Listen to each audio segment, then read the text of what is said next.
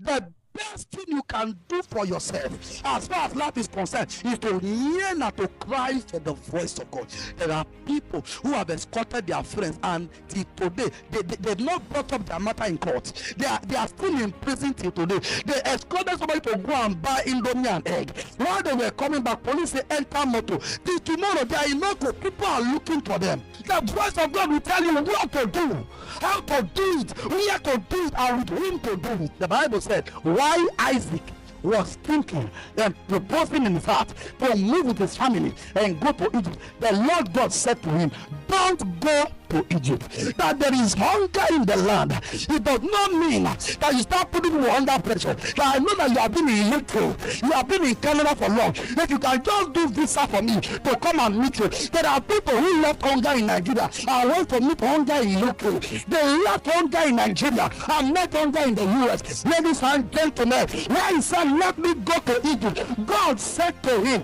don't go to Egypt.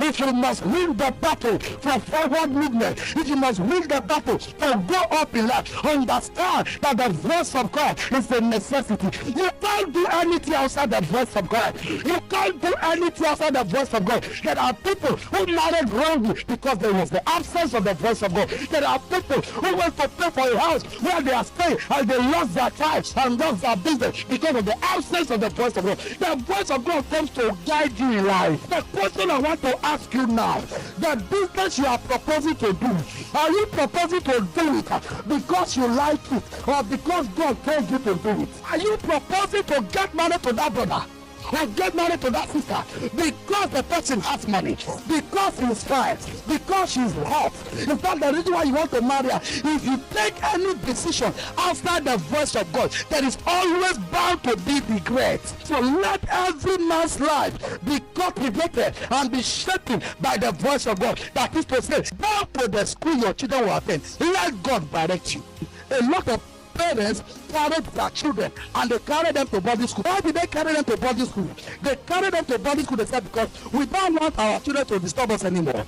They only sent them there because they wanted to be alone. But that was not the will of God. It was not the voice of God that gave them that instruction. That a lot of these people took their children there and the children came back from boys boarding school now becoming homosexuals. Now doing all manner of evil that they lack, because while your mind was made up to send him to boarding school, you never inquired of the voice of God. You want me to send him there? There are people who have sent their children to say that my uncle that is in Lagos, he said I should send you, he wants to train you, but because they were not discerning of the voice of God, people have sent their children